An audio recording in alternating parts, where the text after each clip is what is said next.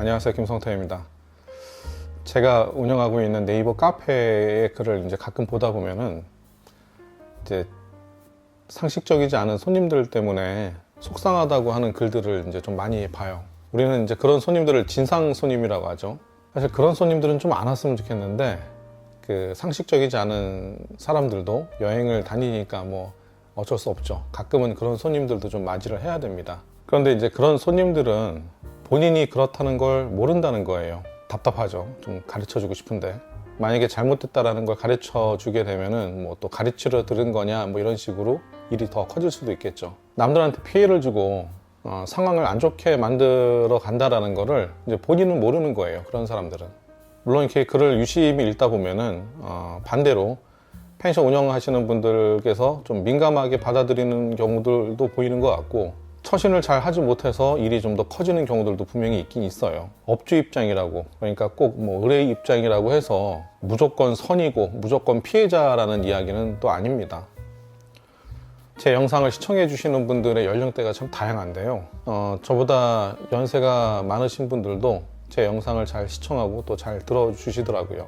물론 뭐 노력은 하고 있지만 저도 아직 많이 부족한 사람이고, 그리고 더 공부해야 되고 더 경험도 많이 쌓아야 되지만, 제가 하는 일이 많은 사람들을 만나고 또 상대하고 이야기를 나누는 일이다 보니까 이런 부분에 대해서는 저도 사실 할 말이 좀 많은 것 같아요. 저한테 전화를 하시는 분들은 대부분 제 책도 읽어보시고 또 영상도 많이 보시고 글도 많이 보신 분들이라서 저하고 이제 첫 전화 통화를 할 때 굉장히 반갑게 인사를 하십니다. 대부분 그래요.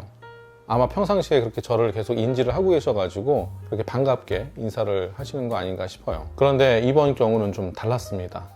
어저께 일이에요. 어제도 이제 평소하고 다르지 않게 이제 펜션 사업자분하고 이제 상담을 나누고 있었는데, 전화가 한 통화 이제 걸려온 거예요. 마침 쉬는 시간이 거의 다 되고 해서 상담을 잠깐 멈추고 이제 그분 전화를 받았습니다. 그랬더니 저한테 전화를 해온 그 상대방이 저한테 이렇게 이야기를 하더라고요. 조언 좀 들어보려고 이러는 거예요. 이게 정말 농담이 아니라 첫 마디가 그거였었어요. 평소하고 다르지 않게 이제 전화가 왔으니까 저는 전화를 받고 뭐 안녕하세요, 뭐 김성택입니다, 어떻게 연락 주셨나요, 이렇게 이야기를 했죠. 그랬더니 상대방은 그냥 대뜸 조언 좀 들어보려고 하는 거예요. 황당했죠. 목소리를 들어보니까 연세는 조금 있어 보였는데 한 적어도 60대 이상은 되지 않았을까라는 생각이 들었었어요. 목소리에서만 그 풍겨지는 그 연령대가. 아무튼 이게 무슨 상인가 싶어서 그냥 저는 멍하니 가만히 있었습니다. 그랬더니 재차 또 이야기를 하더라고요. 조언 좀 들어보려고. 조언 좀 들어보려고 이랬나? 뭐 하여튼 그게 중요한 건 아니죠. 그런 상황에서 저는 뭐 특별히 할 이야기가 생각이 나지 않아서 그냥 네? 하고 기다리고 있었어요. 그리고 잠깐 정신 차리고 이제 제 이야기를 이어갔습니다. 무슨 용건으로 전화를 주셨는지, 그리고 어떤 부분에 대해서 조언을 또 구하고 싶으신 건지 한번 찬찬히 이야기를 하시면은 제가 답을 드리겠다고 이야기를 했어요. 그랬더니 드디어 그분은 이제 펜션을 지금 창업을 좀 하려고 하는데, 펜션을 해야 되는 게 좋은지 안 해야 되는 게 좋은 건지 한번 이야기를 좀 들어보고 나서 창업을 결정을 할까 고민을 하고 있다고 합니다. 그래서 요즘에 펜션 시장이 좀 어떤지 이야기를 해달라는 거예요. 물론 일면식도 없는 분이고 뭐 저한테 뭐 상담료를 지불하신 것도 아니에요. 그런데 대화 내용에서 딱 감이 오지 않나요? 영업을 하는데 이 커뮤니케이션이 굉장히 중요해요. 그런데 이 커뮤니케이션을 이 정도밖에 못 하시는 분이라면은 펜션을 하게 된다면 망할 확률이 굉장히 높아요. 안 그렇겠습니까? 펜션뿐만이 아니라 다른 거 뭘 해도 결과는 마찬가지일 거예요. 이 정도 능력을 갖고 있는 사람이라면. 결국 펜션도 사람이 하는 거잖아요. 사람들과 교감하고 사람들에 대해서 연구해서, 그리고 사람들이 뭘 좋아하는지를 알아내고 그거를 또 업장에 표현을 하고, 잘 표현된 이 비즈니스를 온라인에서 잘 포장해서 또 노출하고, 그래서 고객들을 잘 끌어모으는 이 작업이 잘 돼야지 영업이 잘 되는 거겠죠. 뭐 현장에서 투숙객들을 만나서 접객을 하는 것도 중요할 수도 있겠지만, 뭐 어찌됐거나 오프라인이 됐던 온라인이 됐건 사람들의 마음을 잘 이해를 하고 그 마음을 잘 움직일 줄 알아야지 이 영업은 성공적으로 돌아간다고 생각합니다. 그래서 조금 전에 제가 말씀드렸던 그분은 이제 펜션을 하면 안 되는 거죠. 너무 단편적인 부분만 가지고서 제가 성급하게 이야기를 하는 걸 수도 있겠는데, 아무튼 제가 느끼는 거는 그 기본이 가장 중요하다라고 생각을 하는 거예요. 아무튼 그분께서 가장 중요하다라고 생각을 하셨던 게 바로 이 시장 상황이었으니까 뭐 그 부분에 대해서는 간단하게 설명을 좀 해드렸습니다. 그런데 이야기를 하면 할수록 좀 맥이 빠지더라고요. 그분한테 이야기를 했었던 그 펜션 시장에 관련된 이야기, 그리고 여행업에 관련된 이야기를 그분한테 하는 거는 의미가 별로 없다고 판단됐었거든요. 왜냐면 펜션이 잘 되기 위해서는 물론 그 시장 상황도 꽤 중요하긴 하겠지만, 펜션 성공의 가장 큰 부분을 차지하는 거는 펜션 운영자의 능력이에요. 펜션뿐만이 아니라 다른 사업들도 다 그렇지 않나요? 뉴스 같은 데 보게 되면은 뭐 불황을 이겨낸 기업들 뭐 이런 식으로 해서 많이 또 소개가 되기도 하잖아요. 불황이라고 해서 뭐 무조건 영업이 안 되는 건 아니고, 또 호황이라고 해서 뭐 다 잘 되는 건 아닙니다. 구독자분들 혹시 주식 투자 하시나요? 주식 투자를 하다 보면은 호황을 겪을 때도 있고 불황을 겪을 때도 있어요. 그런데 호황일 때도 잃는 사람이 있고, 반대로 불황일 때도 버는 사람들도 있어요. 그럼 펜션의 호황기는 언제였을까요? 개인적인 생각에서는 한 15년 전, 20년 전쯤이지 않을까 싶어요. 그때는 펜션을 짓기만 하면은 무조건 잘 되던 시기였었거든요. 딱 정말 그 민박에서 펜션으로 전환되는 그 시점이었었어요. 그렇다면 지금은 불황이냐? 저는 보는 시각에 따라서 굉장히 달라질 수 있다고 생각합니다. 안타깝지만 요즘에 불황이라고 이야기하는 펜션들 중에서는 특히나 이제 고가의 그 펜션들이 그런 경우가 좀 많은 것 같아요. 그런데 요즘 지갑이 점점 얇아지는 시기잖아요. 또 경기도 별로 좋지도 않고.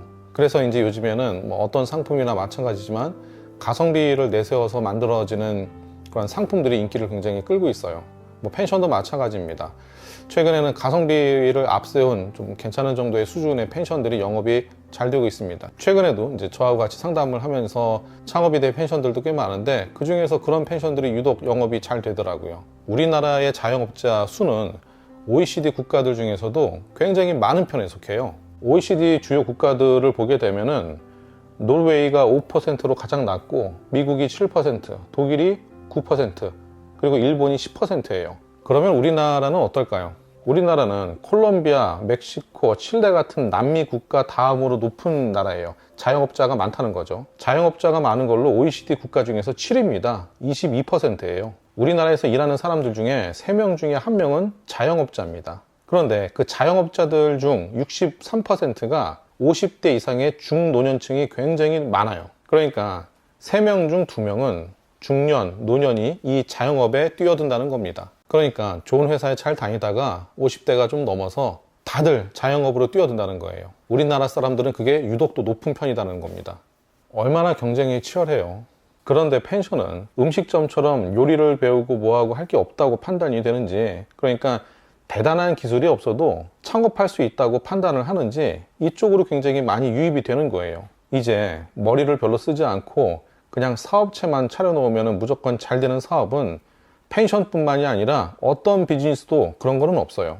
개발이 덜 된 저 멀리 동남아시아나 일부 아프리카의 빈곤 국가 같은 곳이라면 모를까, 적어도 우리나라에는 없어요 이제. 그러니까 지금 어떤 상황이냐고 저한테 묻는 거는 별로 의미가 없어요.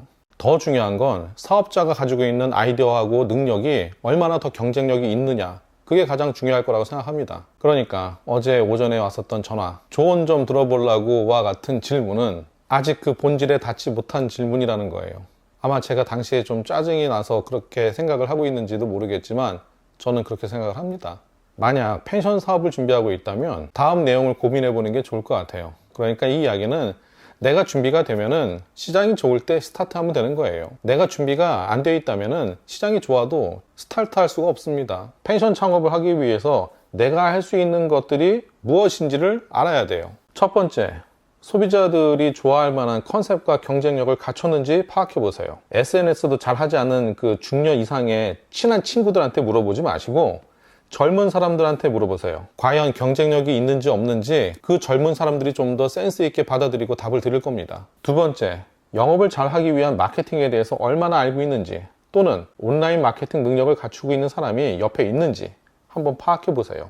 만약 이 부분에 대해서 정보가 없다면 미리 좀 공부를 좀 해놔야 될 겁니다. 펜션 사업이 쉬운 것 같지만 이런 부분에 대해서는 굉장히 많이 막힐 거예요, 초반에. 세 번째, 펜션 운영과 관리에 대한 지식을 갖추고 있는지. 사실 이 세 번째는 펜션을 운영해 나가면서 천천히 배워갈 수도 있습니다. 그런데 만약에 펜션 규모가 크거나 부대시설이 많은 펜션을 운영을 해야 된다면 미리 한번 지인들한테 부탁을 해서 배워보는 것도 좋을 거라고 생각해요.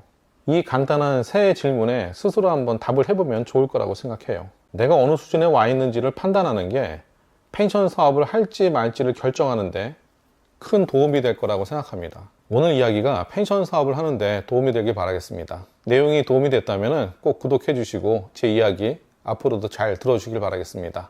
오늘 이야기 여기서 마치겠습니다. 감사합니다.